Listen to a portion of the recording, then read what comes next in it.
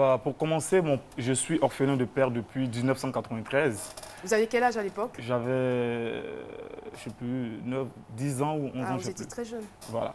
Donc, mon père décède, ma mère, elle est ménagère. On était 4 à être scolarisés. Et puis, bah, ma petite soeur, mon petit frère, puis mon grand frère. Et puis, bah, un jour, pendant que je suis en terminale, ma petite soeur vient demander de l'argent à ma mère pour ses cours et tout. La vieille n'a pas. Donc elle se lamente et tout. J'ai vu ça, ça m'a vraiment touché. Parce que ma mère tenait vraiment à ce qu'on ait une très bonne éducation. Et puis bah, ça m'a vraiment touché. J'ai décidé de ne plus partir à l'école.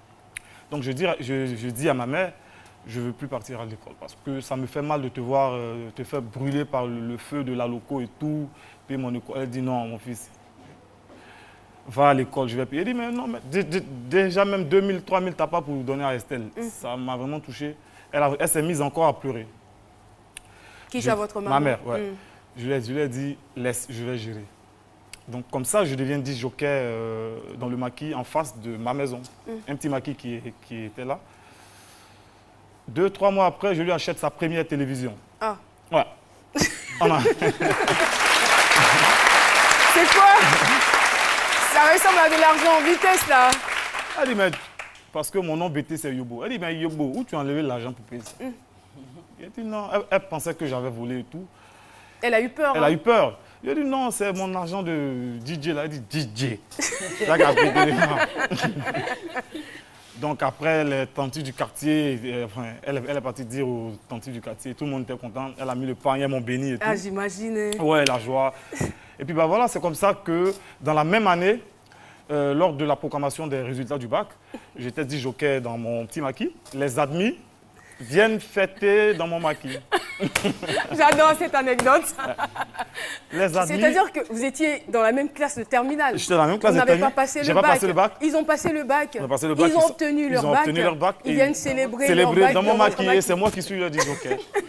Mais bon, enfin, tout ce que Dieu fait étant bon. Le même jour, je croise ma productrice, qui est Maman Grâce. Je profite de l'occasion pour lui dire bonjour. D'accord. Parce qu'elle a beaucoup fait pour moi. Je la croise, elle me dit, mon petit, tu ne vas plus travailler ici à Sipores, mais viens à la rue Princesse, dans le Grand Game. Je dis, waouh. En 5 mois déjà, mon ascendance est fulgurante. J'adore. Donc, je vais à la rue Princesse. Quelques temps après, un samedi, nous sommes en plein Atalakou avec mon binôme du groupe Boulevard DJ, Zéphie Kona. On est en train de chanter. David Théo nous voit. Il voit que la collaboration était tellement... Nous étions tellement... très proches. On était complets. Et très complices. Voilà. Donc, il décide de nous mettre en studio par le biais de notre productrice, Maman Grâce. Et ben voilà, on rentre en studio. Et pendant que nous sommes en studio pour la danse de la moto, je tombe gravement malade. Ouais, je tombe gravement malade. Et ma mère, je me disais que j'étais déjà mort. Les gens du quartier sont allés, mes amis du quartier ont pris les bâtons, les bois, ils sont allés dans le maquis où je travaillais. Ils disent que c'est un des DJ qui veut me tuer. Ah. Ouais. Donc, les enfants des Sipores, ils ont cassé toutes les chaises là-bas, foutu le bordel, excusez-moi du thème, mais ils ont tout mélangé. Ma mère, elle a cru qu'elle allait avoir des problèmes. Et puis bon, je guéris, Dieu par sa grâce. Je guéris, on repart en son studio, on fait la danse de la moto, boum, le succès est là. Un an après, on part en Europe. On y va pour une tournée de 1 mois. On finit la tournée. Moi, tout content, j'achète des cadeaux pour ma mère, mes frères et tout. On rentre. Ma mère me dit, mais tu es venu chercher quoi, James?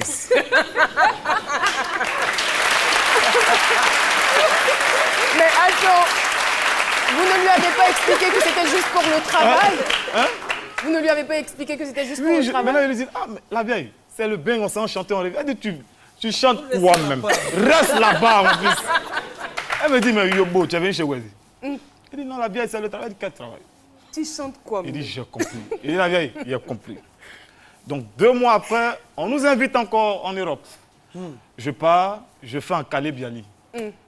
Je cale à Bengue mon binôme. Excusez-moi. On sait ce que ça veut dire. Hein. C'est pas, voilà. Il reste là-bas de façon illégale. Je reste en Europe à l'aventure. Mon binôme, il rentre au pays et tout. Et commence la galère. Donc, je me gère, je me débrouille. Donc, un jour, j'ai un ami qui est en Suède qui m'appelle, qui dit « Joe, mais c'est comment? Tu peux pas venir ici parce qu'ici, il n'y a pas trop de mouvements, en fait, de couper, décaler, tout ça, si tu peux pas venir. » Il dit « Ah, bah voilà, tant mieux. Vu que Dieu merci, j'ai les papiers, je peux venir pour au moins un mois pour tester un peu le mouvement, si c'est bon. » Je pars en Suède. C'est bien, ça se passe bien.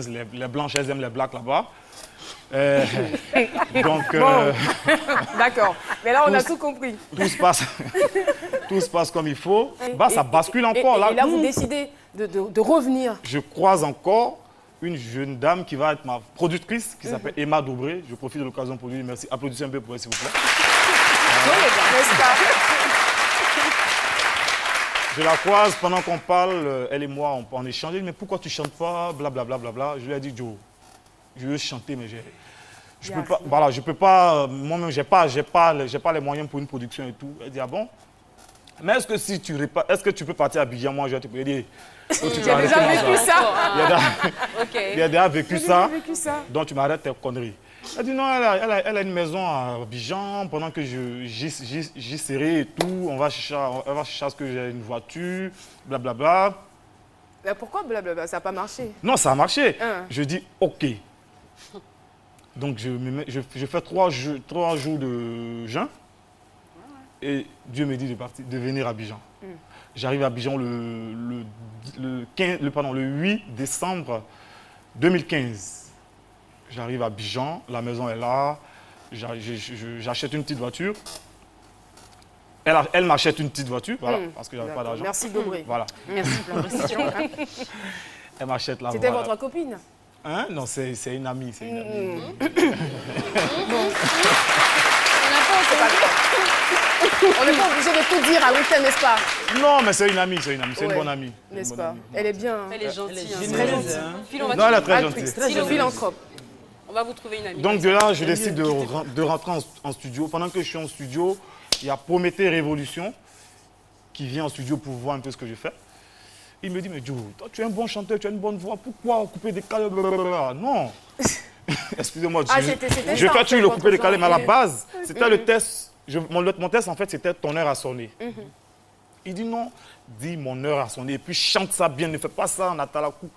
Donc en studio, il est là, je profite aussi pour lui dire merci parce qu'il m'a beaucoup apporté. Ça, bon, enfin, le groupe Révolution. En fait, ma plus grande douleur, ma plus grande peine, c'est de ne pas avoir réussi à aider mes frères comme je voulais en fait.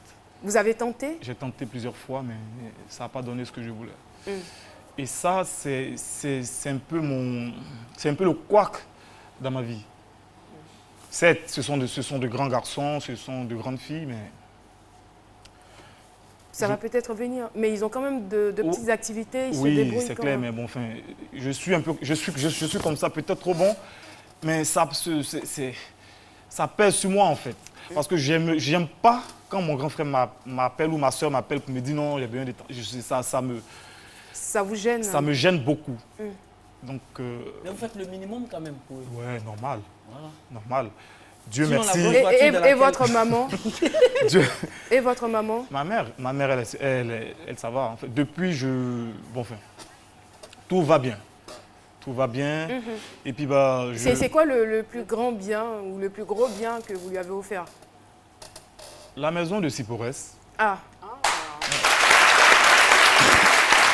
C'est un enfant béni, n'est-ce pas?